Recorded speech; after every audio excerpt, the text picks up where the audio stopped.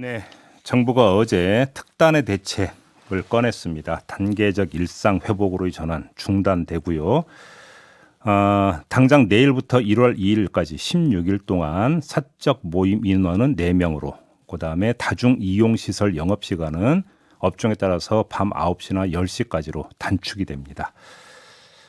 자, 이 문제 좀 종합 정리가 필요한데요. 중앙재난안전대책본부장을 맡고 있는 김부겸 총리 연결해서 자세한 이야기 들어보도록 하겠습니다. 나와 계시죠, 총리님? 네, 안녕하십니까. 네, 일단 김부겸입니다. 사회적 거리두기 조이는 걸 내년 1월 2일까지로 설정을 했던데요. 기간을 이렇게 네. 정한 이유가 뭘까요? 아무래도 뭐 연말 연시에 국민들의 이동 또 접촉이 많으니까 일단 거기에서 접촉을 좀 줄여주십사 하는 그런 요청이고요. 네. 그 사이에 저희들은 그 60세 이상 고위험군에 대한 접종을 지금 하루에 한 8, 90만 명이 접종을 하고 있습니다. 네. 그래서 그 3차 접종이죠. 그걸 하고 있고 또 그러면서 병상을 빨리 확보하는 예를 들면 전담병원을 만들어낸다든가 이런 일에 계속 준비할 시간이 필요합니다. 예. 그래서 내년 1월 2일까지 이렇게 어려움에도 불구하고 예. 특히 소상공인 자영업자들이 또 얼마나 상심이 크겠습니까? 그럼에도 불구하고 이렇게 결정을 내렸습니다. 그러면 예를 들어서 이제 그 백신 접종이나 의료 체계 확보를 위한 시간으로는 충분하다고 보십니까? 충분하지는 않겠지만 예. 우선은 아무래도 연말연시는 보면 접촉량이라든가 이동량이 많아질 수밖에 없잖아요. 예. 근데 여기서 만약에 어느 정도 우리가 들어막지 않으면 말하자면 댐의 뒤에서 막 계속 물이 유입되는 물이 너무 많아버리면 네. 댐이 버티기 어려운 상황이 오지 않겠습니까? 예. 그걸 적어도 방지하기 위해서는 지금 조금 더 완충할 시간이 필요하다. 그렇게 보시면 되겠습니다. 근데 이제 다른 포인트에서 이제 확진자 수를 줄이는 문제도 이제 과제 아니겠습니까? 이걸 놓고 보면 기간이 너무 짧고 효과를 보지 못할 수도 있다는 전문가의 진단이 나오던데 이건 어떻게 봐야 될까요? 그러니까 저희들이 이제 단계적 일상회복으로 갈 때 확진자 수는 어느 정도 이제 늘어날 수밖에 없다는 걸 각오했는데 그때 보니까 사실상 그 소위 60대 이상 고위험군들의 말하자면 백신에 대한 어떤 그 대항력이랄까요? 항체 보유 뭐 이런 부분들이 생각보다 빨리 이렇게 약화된 거예요. 그걸 이제 막아내기 위해서는 지금 현재 이렇게 이분들을 병상 그게 이제 중증 병상이든 혹은 중등증 병상이든 이런 데서 이분들을 보호를 해내야 되는데 지금 한꺼번에 이렇게 몰려드니까 현재 의료 체계에서는 병실, 병상 또 우선 의료 인력 자체가 현재로서는 여러 가지 힘겨운 상황입니다. 그래서 지금은 도저히 더 이상 이 본물이 밀려오는 것을 막아주지 않으면 제일 앞선 의료진 자체들이 지금 의료 현장 자체가 버텨내기 힘들다라는 그런 우려가 있어서 일단은 이렇게 국민들한테 상황을 설명드리고 잠시 멈춰 주십사 요청드린 겁니다. 그러면 총리님, 그럼 내년 1월 2일까지 그 백신 추가 접종률 목표치나 병상 확보 목표치가 정해져 있습니까? 아직 목표치보다도 지금 현재 추가로 하셔야 될 분들이 뭐 대상자까지 50대까지 포함하면 약 한 1,800만 정도 되거든요. 그러나 그 중에서 하여튼 고위험군에 속하는 한 1,200만 정도는 그때까지 접종 완료 3차 추가 접종 완료를 마칠 생각입니다. 그래서 그래도 감사하게도 국민들께서 하루에 한 90만 명 정도가 지금 접종을 하고 있거든요. 그래서 그런 부분들을 가지고 말하자면 방패를 만들려고 하는 거죠.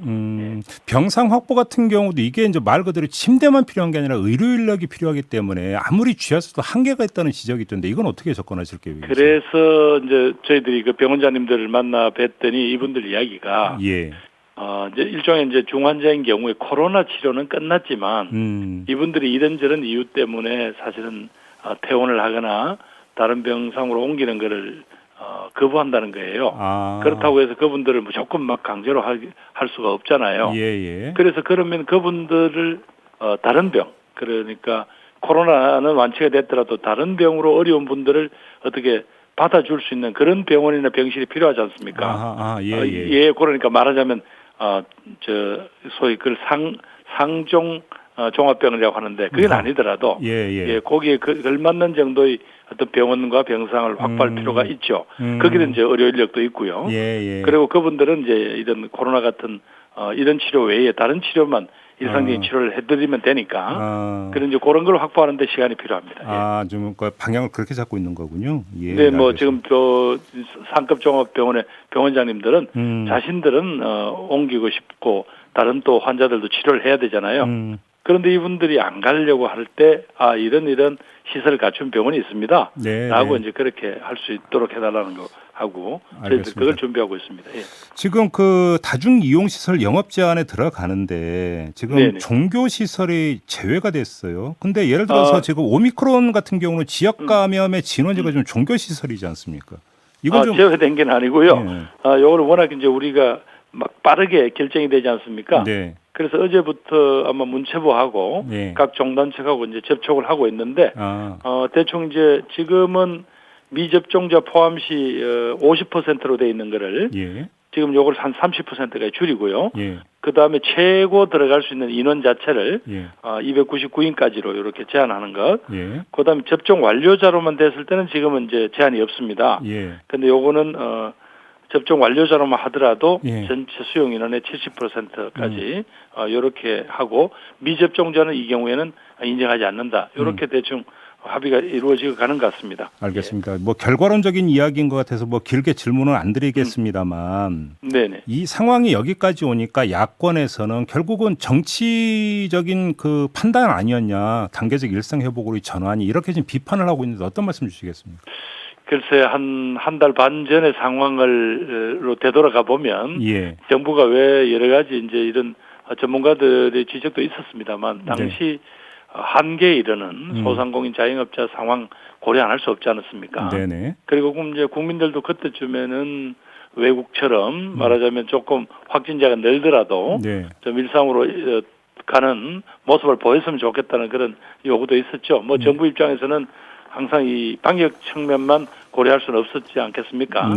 뭐 그런 부분일 텐데 뭐 야당에서 비판하는 것 자체야 저희들이 뭐 달게 받아야지 어떡하겠습니까? 다만 이 문제에 대한 판단은 국민들께서 그 상황을 정확하게 알고 계시기 때문에 정부는 뭐 정부로서 최선을 다하겠습니다. 근데 그 시점으로 돌아가서 복귀를 하더라도 하나는 놓칠 수가 없는 게 그 시점에서 전문가들이 그 입을 모아서 우려했고 당부했던 게 의료 체계가 정비가 돼야 된다.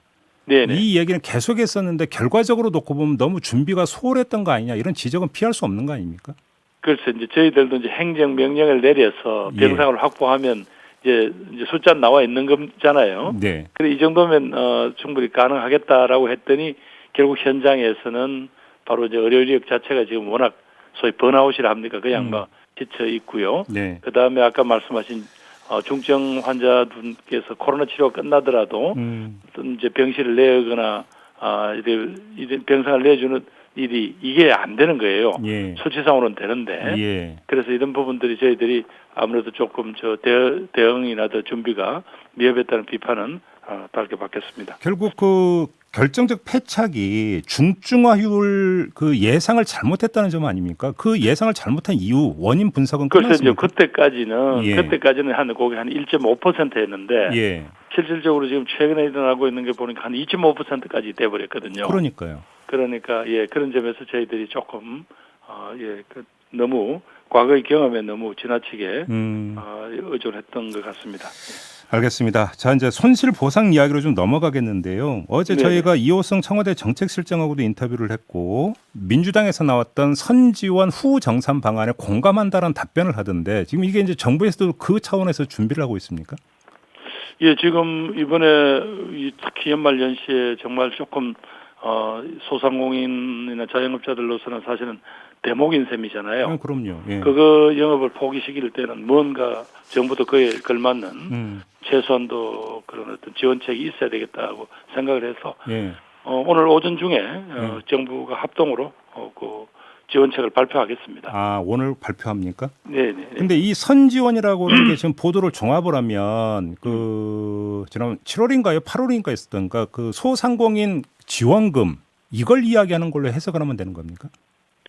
지금으로 봐서는 일일이 개별 그 업소 하나하나를 예. 어떻게 정산하는 방식으로는 시간이 너무 걸리겠죠. 예. 그렇다고 해서 이제 무조건 선지급이다 이렇게 표현하기로는 또 여러 가지 아무래도 재정 집행에 또 어려움이 있을 테니까 네. 그런 방식은 찾아보겠습니다. 다만 지원을 한다는 구체적인 어떤 그런 정부의 의지와 방향을 오늘 오전 중에 발표를 해드려야 네.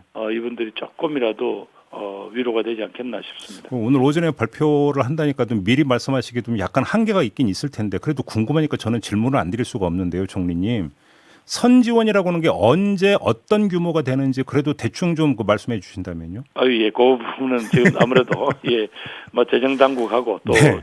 중기부가 지금 계속 그 마지막까지 그 네. 방법을 서로 간에 절충하고 있고 하는 걸 알고 있습니다. 그래서 조금 그 부분은 궁금하시더라도 오늘 오전에 발표가 있다더라 뭐 그런 정도로 좀 받아들여 주셨으면 감사하겠습니다. 근데 요거 하나만 여쭤볼게요. 그러면 근데 그 선지원이라는 게 그러니까 지금 올해가 얼마 안 남았는데 내년에 지원이 되는 겁니까? 해 넘어가기 전에 지원이 되는 겁니까? 왜냐하면 가능한 한 지금 이 시기에 어떤 형태로든 지원 방안을 찾아야 되겠죠. 그래요? 그게 어떤 방식이 될지 모르지만 왜냐하면 지금 1월 2일까지가 제일 혹독한 시기인데 네. 이 시기를 그냥 견뎌 주십시오 하기에는 소상공인이나 자영업자들한테 지금 너무 이 상황이 어려운 걸 알고 있습니다. 제가 이 질문을 드린 취지는 해를 넘기느냐 아니냐에 따라서 재원 조달 루트가 달라지고 규모가 달라질 수 있기 때문에 드리는 질문인데요. 그렇겠죠. 지금 저희들로서는 정부로서는 금년 내 예산 내에서 어떻게든 그걸 찾아봐야 됩니다. 금년 예산 안에서. 예, 그렇죠. 왜냐하면 아직 내년 예산분은 아직 우리가 쓸 수가 없지 않습니까? 그러니까 집행을 못하죠. 못 하잖아요. 예, 그렇죠. 그러면 그 지원 규모라는 게 상당히 적을 수도 있겠네요. 그러면.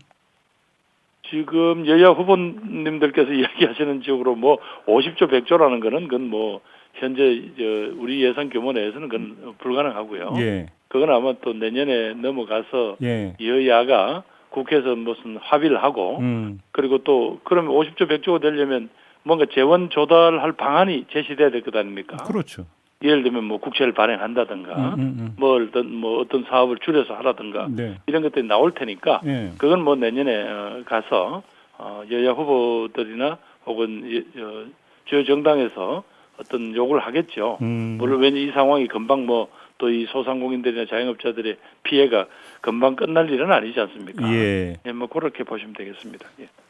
그러면 예를 들어서 지난 8월에 지급됐던 희망 회복 자금이라는 게 있잖아요. 지원금 소상공인을 대상으로 했던. 있었죠. 이때 그 규모만 4.2조였던 걸로 제가 기억을 하는데요. 이렇게 준하면 지금 올해 예산에서 4.2조를 끌어올 수 있습니까?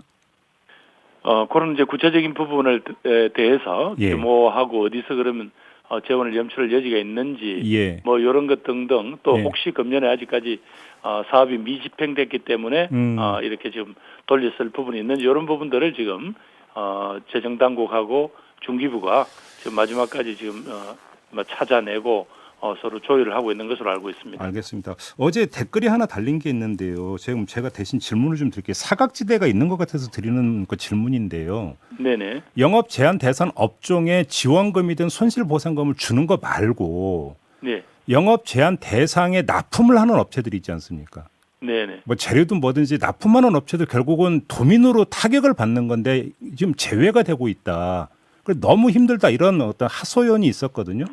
아마 저희들이 살펴볼 때 그렇게 사각지대 분명히 있을 수 있을 겁니다. 그래서 손실보상법으로 즉 이제 영업 제한이 됐다든가 혹은 뭐 시간 제한이 됐다든가 뭐 이런 부분들에 대한 걸 하기 위한 손실보상법이 있지 않습니까? 그 법으로 할 수 있는 부분들은 하고 그렇지 않은 부분들도 분명히 지원을 하지 않으면 이것도 하나의 생태계 자체가 자칫하면 무너질 수 있잖아요. 그럼요. 못 견디면. 그래서 이제 그런 부분들까지 같이 지금 고민을 하고 있습니다. 그것도 검토를 하고 있습니까? 그래서 뭐 빼놓고 할 수는 없지 않습니까? 알겠습니다. 코로나 치료제는 언제 들어옵니까, 총리님? 지금 저희들 뭐 사실은 한 12월 말 정도를 쓸 수 있다고 그래서 좀 기대를 하고 있었는데, 그래서 조금 시간이 더 걸릴 것 같은데 아마 1월 중에는 들어올 거 있을 것 같습니다. 1월 중에? 예, 예. 만약에 그 먹는 치료제가 1월 중에 들어온다면 중증화율을 많이 낮출 수는 있는 거 아니겠습니까? 지금 이제 뭐 그걸 또 하나 기대해 보고요. 또 예. 하나는 예. 소위 우리 국내 센틀리온이 개발했던 레키노나주 예. 이 부분이 분명히 주사제이기 때문에 좀 불편하죠. 예. 그리고 어려움이 있어야만 주사할 수 있는데 예. 이게 중증화율을 낮추는 데는 아주 효과가 있다는 게 뭐 이유 같은데 다 인정을 한 거거든요. 아, 그래요? 그래서 이 부분에 대해서 조금 의사 선생님들이 조금 주저하는 것 같아서 이 부분에 대해서는 조금 자신을 갖고 쓰셔도 좋다. 많은 임상의 결과가 효과를 보았다라는 말씀을 드리고 싶습니다. 아, 그렇군요. 알겠습니다. 저희가 그 의료인들하고 여러 차례 인터뷰를 했는데 거의 번아웃 상태. 조금 전에 총리님도 말씀을 하셨잖아요. 네네네. 지원책이든 보완책이 좀 나와야 되는 거 아닙니까?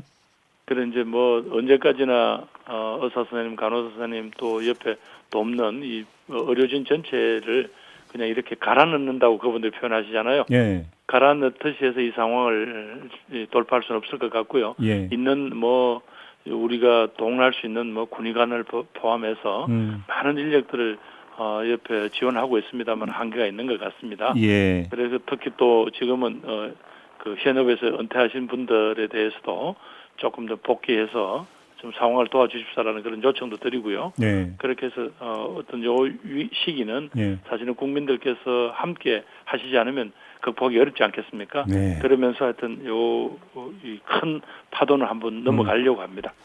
아유, 참 어렵네요. 알겠습니다. 좀 더 힘을 내주시기를 부탁드리면서 인터뷰 마무리하겠습니다. 고맙습니다, 총리님. 예, 감사합니다. 네, 지금까지 예. 김부겸 국무총리였습니다.